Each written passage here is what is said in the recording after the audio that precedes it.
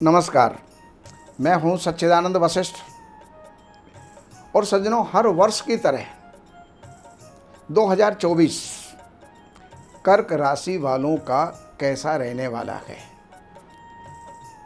क्या क्या सुख, क्या क्या प्राप्तियां, क्या क्या अनुभव और क्या क्या परेशानियां इस 2024 में हमारे साथ में आ सकती हैं, क्या क्या उनका निदान हो सकता है, कैसे कैसे हम उन कष्टों से बच सकते हैं, ये सारी जानकारी देने का प्रयास कर रहे हैं। तो कर्क राशि वाले 2024 में कैसा आपका जो है परिणाम है, तो वो वैसे तो अगर देखें ग्रहों की स्थिति के हिसाब से तो वर्ष आपके लिए अच्छा है। अगर आप एवरेज पूरे वर्ष का निकालें तो ये वर्ष आपके लिए अच्छा है। शनि आपके अष्टम स्थान में बैठे हुए हैं। तो देखो, ये मत सोचना कि दिन है तो रात नहीं आएगी। दिन और रात का मेल है, लाभ हानि का मेल है, सुख दुख का मेल है, यश और अपयश का मेल है। तो शनि आपके अष्टम स्थान में हैं, आयु की वृद्धि करते हैं। तो ये शनि दर्शाते हैं कि वर्ष भर आप स्वस्थ रहेंगे। लेकिन इन शनि की तृतीय दृष्टि दसवें स्थान के ऊपर जा रही है और वहाँ पर नीच दृष्टि है। तो अगर आप नौकरी वाले हैं तो आपको थोड़ा सा सावधान होना चाहिए। अगर आप राजनीति वाले हैं तो आपको थोड़ा सा सावधान होना चाहिए, क्योंकि वहाँ पर किसी न किसी प्रकार के उलटफेर जरूर होंगे और उसके लिए आपको सावधान रहना चाहिए। कोई आपके द्वारा कोई ऐसा कार्य ना हो जाए जिसके कारण आप स्वयं बन जाएं। इसलिए शनि की शांति करते रहें, हनुमान जी की उपासना करते रहें। और ये शनि यहाँ पर बैठ कर के इनकी सप्तम दृष्टि आपके द्वितीय स्थान के ऊपर जाती है। द्वितीय स्थान कुटुंब का है, तो कुटुंब के अंदर भी किसी न किसी प्रकार का ये विवाद पैदा कर सकते हैं और संचित धन को निकाल सकते हैं, कहीं भी इन्वेस्ट करवा सकते हैं जिसके अंदर नुकसान हो सकता है। तो इस प्रकार शनि की दसम दृष्टि जो है वो आपके पंचम स्थान के ऊपर जा रही है। पंचम स्थान विद्यार्थियों के लिए पढ़ाई का होता है। तो आलस्य, निद्रा, ये जो है लापरवाही, ये इसके अंदर हो सकती है। तो उसके प्रति आपको जागरूक रहना होगा, तभी आप आगे बढ़ पाएंगे। और बृहस्पति आपके दसम स्थान में विद्यमान हैं, जो अप्रैल के लास्ट तक रहेंगे। और ये बृहस्पति राजकोष में, राज्य स्थान में, पिता के स्थान में वृद्धि करेंगे। पदोन्नति भी आपको देने वाले हैं और नौकरी जिनकी नहीं है उनकी नौकरी लग सकती है। राजनेताओं को विशेष करके लाभ होगा। मंत्री पद की जो है प्राप्ति हो सकती है। कहीं पर भी जो निर्वाचन क्षेत्र में आप विजयी हो सकते हैं, तो इनका लाभ उठा करके आप आगे बढ़ें। ये बृहस्पति आपके द्वितीय स्थान के ऊपर भी इनकी दृष्टि जा रही है, जो कि परिवार, धन, कोष, उसको ये बढ़ाने वाले हैं। इनकी दृष्टि आपके सप्तम स्थान में भी जाने वाली है। तो कोई भी प्रॉपर्टी, कोई वाहन का योग आपका जो है बन सकता है, ये लाभ आपको हो सकता है। और इसके साथ साथ ये बृहस्पति इनकी नवम दृष्टि आपके छठे स्थान के अंदर जा रही है।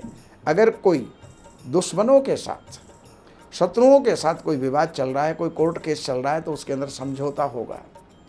समझौते से आप थोड़े से शांति को प्राप्त होंगे, रोग आपके दबेंगे और कर्जे आपके निपटेंगे।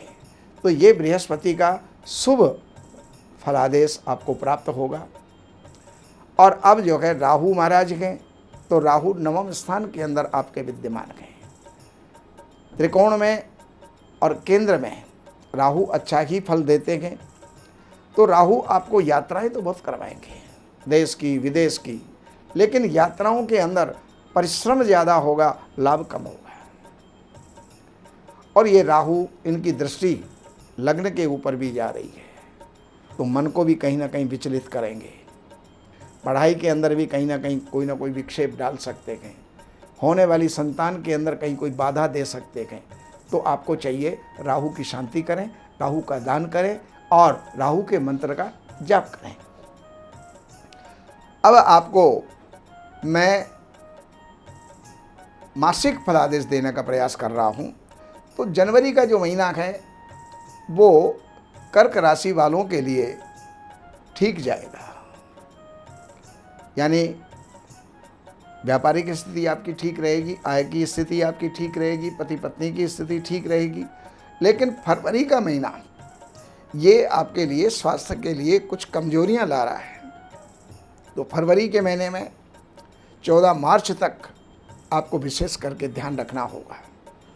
14 मार्च के बाद फिर जो पीरियड है आपका वो कंटिन्यू 3 महीने, यानी 14 मार्च से लेकर के 14 अप्रैल तक, 14 मई तक, 15 जून तक, ये जो 3 महीने का समय है ये आपकी उन्नति का है।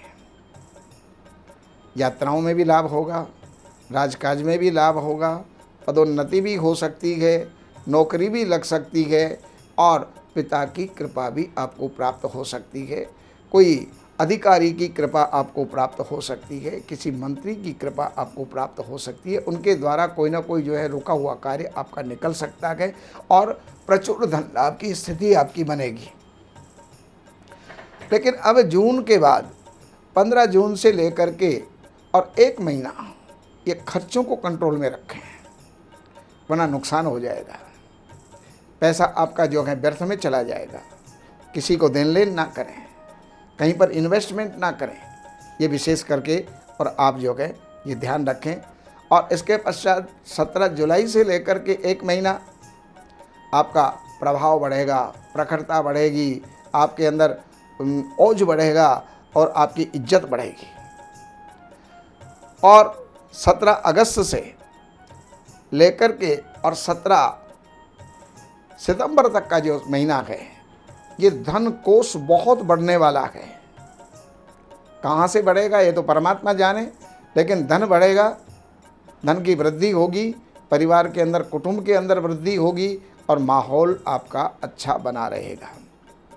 उसके आगे का 17 सितंबर से लेकर के 1 महीना उसके अंदर भी आपका प्रभुत्व बढ़ेगा, कोई ना कोई विजय आपको मिलने वाली है, यश प्रतिष्ठा बढ़ेगी, कोई नया मित्र मिलने वाला है जो आपको भावी जीवन के अंदर लाभ देने वाला होगा। और इसके पश्चात अक्टूबर से 1 महीना वो थोड़ा सा चिंताओं का रह सकता है, क्योंकि उस समय पर सूर्य जो है नीच राशि में होगा, चतुर्थ स्थान में होगा। तो वो महीना आपको सूर्य का मंत्र जाप करके, सूर्य को अर्घ दे करके, सूर्य का दान करके आपको ये महीना आपको निकालना है। और उसके आगे का जो 2 महीना हैं वो आपके लिए बहुत ही सुंदर और सुखद जाएंगे। नवंबर और दिसंबर ये आपके लिए बहुत अच्छे जाएंगे। वो पढ़ाई वालों के लिए भी बहुत बढ़िया हैं, इंटरव्यू वालों के लिए भी बहुत बढ़िया हैं, जिनके संतान होनी है उनके भी लिए बहुत बढ़िया है। हाँ, जिनको संतान होनी है उनको थोड़ा सा संभलना होगा, कोई डॉक्टरी सलाह की आवश्यकता पड़ सकती है। बाकी और कुल मिलाकर के पूरा महीना आपका जो है वर्ष के अंत तक सब कुछ ठीक रहेगा। और ईश्वर से यही कामना करते हैं कि पूरा वर्ष आपको आनंदमय गुजरे, उन्नति कारक हो, हर प्रकार की खुशियाँ ईश्वर आपको प्रदान करें। बाकी जानकारियों के लिए आपको 5 चीज़ों की आवश्यकता है। सबसे पहले जन्म की तारीख होनी चाहिए, आधार कार्ड की नहीं होनी चाहिए, सर्टिफिकेट और स्कूल की नहीं होनी चाहिए। जो वास्तविक आपकी जन्म की तारीख है, महीना, सन, समय और जन्म स्थान, ये अगर आपके पास में है तो कार्यालय से अपॉइंटमेंट लेकर के जो भी आपकी दुविधा है, जो भी परेशानी है, उसका समाधान आप प्राप्त कर सकते हैं। नमस्कार।